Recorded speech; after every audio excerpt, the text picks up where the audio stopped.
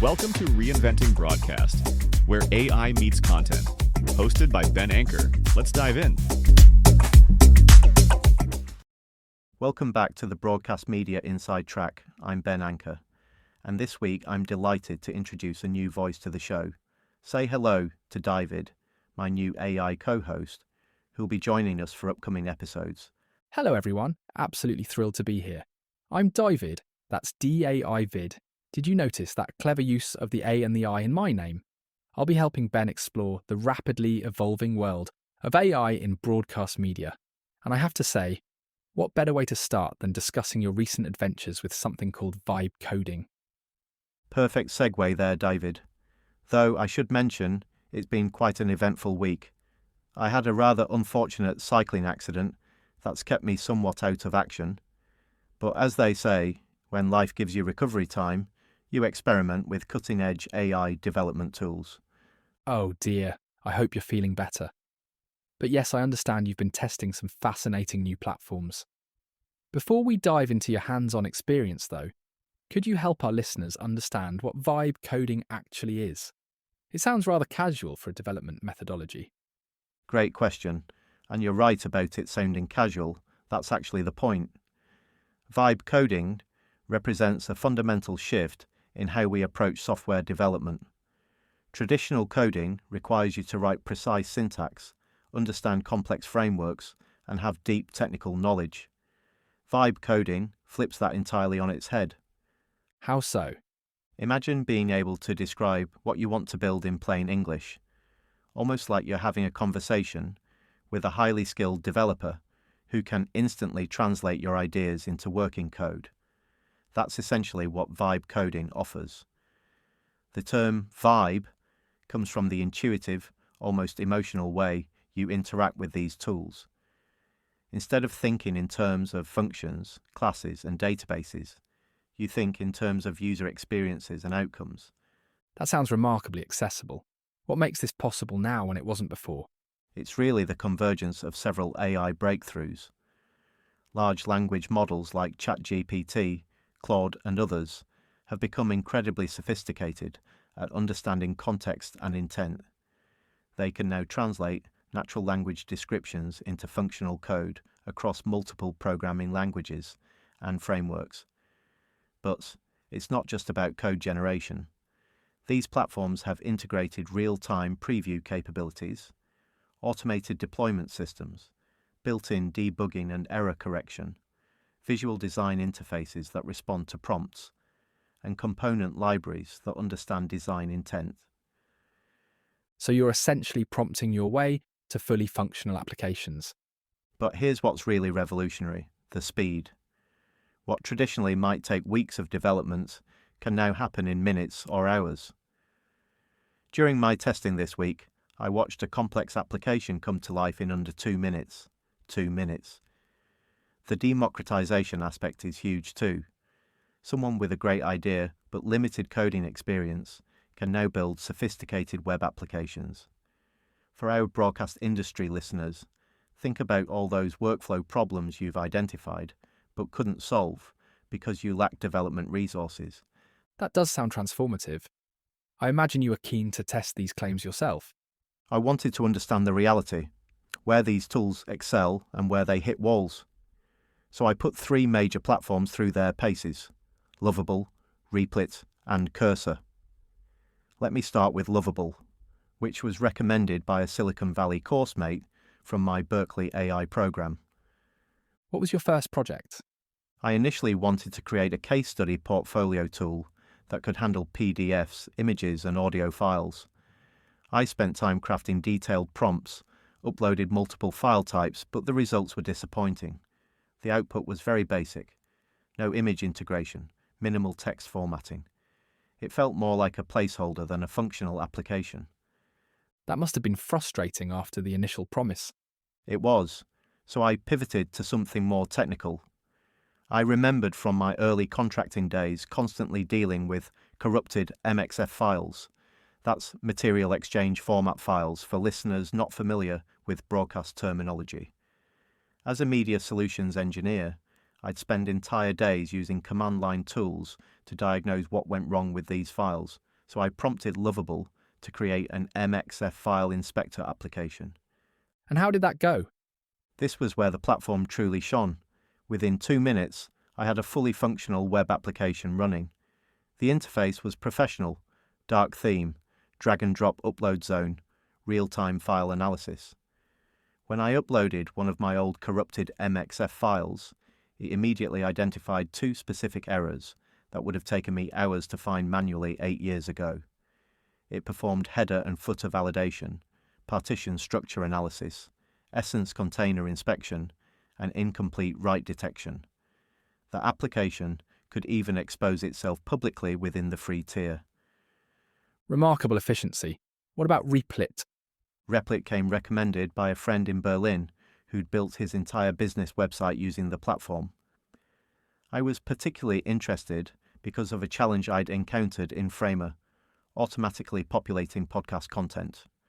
So I prompted Replit to create a basic web page that would display my latest podcast episode with scrolling functionality to browse through the archive, integrating both audio from Spotify and video content from YouTube. How did that work out? The initial results were promising. I got a clean interface with an embedded Spotify player that correctly displayed my latest episode.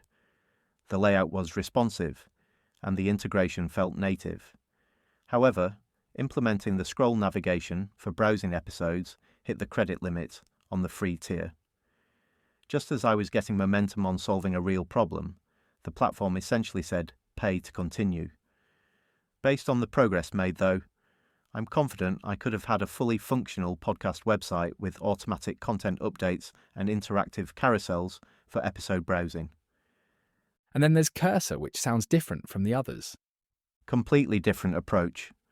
While Loveable and Replit are web-based platforms, Cursor is a desktop code editor enhanced with AI capabilities. I learned about it during my Berkeley course when one of our lecturers demonstrated building AI agents using Cursor with OpenAI's SDK. It's for people who understand development concepts but want AI to accelerate the process. What did you attempt to build with it? I had an ambitious idea, creating a conversational interface for my podcast content. Essentially, I wanted to build a system where people could chat with my podcast episodes, asking questions, and getting responses based on the actual content. I'd prepared JSON files with all my episode transcripts and metadata. The setup process was more involved, installing Python environments, configuring APIs, understanding SDK integration. I managed to get the development environment running and started building the basic agent framework, but I ran out of time before completing the implementation. It sounds like Cursor has the highest potential, but requires more technical knowledge. Higher ceiling, higher barrier to entry. For developers or technically minded creators, Cursor opens up incredible possibilities. The conversational podcast interface I was building would be genuinely innovative. Instead of just listening to episodes, users could explore ideas, ask follow-up questions, and discover connections across my entire content library. You also mentioned working with Framer this week. How did that compare? Framer was actually a pleasant surprise. While not a pure vibe coding platform, it has excellent AI integration for design and content generation. I use ChatGPT to help with ideation, color schemes, site mapping, branding concepts, then applied those ideas in Framer. Rather than building from scratch, I prompted Framer to generate homepage designs based on my brand requirements. It created layouts with placeholder containers and generic copy, maintaining consistent styling throughout. How did you handle multiple pages? The clever part was using the duplicate function. While Framer couldn't create a complete multi-page site in one prompt, I could duplicate the homepage design and reprompt for different page types: about, contact, insights, services, case studies, and so on. The branding, layouts, and visual hierarchy replicated perfectly across all pages. I'm now updating copy and images to reflect my actual brand rather than AI placeholders. Despite being somewhat incapacitated, you also managed some professional development this week. Yes, I joined a Berkeley AI course alumni video call with some European course mates. It was wonderful connecting and hearing about their AI implementations. These connections are proving invaluable for staying current with rapid developments in the field. The community aspect of learning AI can't be understated. Having peers to share experiences, challenges, and breakthroughs that accelerates everyone's understanding. So, what are your key takeaways from this week's Vibe coding exploration? Several important observations. First, these tools are remarkably capable when properly prompted. The MXF inspector I built in Loveable would have taken weeks using traditional development approaches. Second, each platform has distinct strengths. Loveable excels at functional applications, Replit handles dynamic content well, and Cursor empowers sophisticated development for technical users. The freemium models can be restrictive just when you're gaining momentum, and while the tools are incredibly powerful, they still require clear thinking about user experience and functionality. What's next for your experimentation?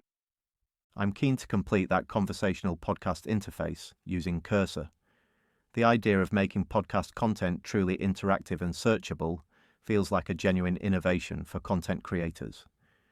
I also want to finish the Framer website and solve the automatic content population challenge. Having a professional platform that updates itself would free up significant time for other creative projects. And recovery-wise? Getting back to full capacity for business development and client work. But this enforced pause actually led to some exciting discoveries about what's possible with current AI tools. It's amazing how quickly this space is evolving. Indeed it is. Well, it's been an absolute pleasure joining you for this episode, Ben. I look forward to exploring more AI developments with you and our listeners in future episodes. Likewise. Thanks everyone for listening to the Broadcast Media Inside Track. We'll catch you next week with more insights from the intersection of AI and broadcast media. Thanks for listening to Reinventing Broadcast. Subscribe for more on AI content and the future of media. And visit ancast.tv for more info on Ben himself, the resources, other content, and news.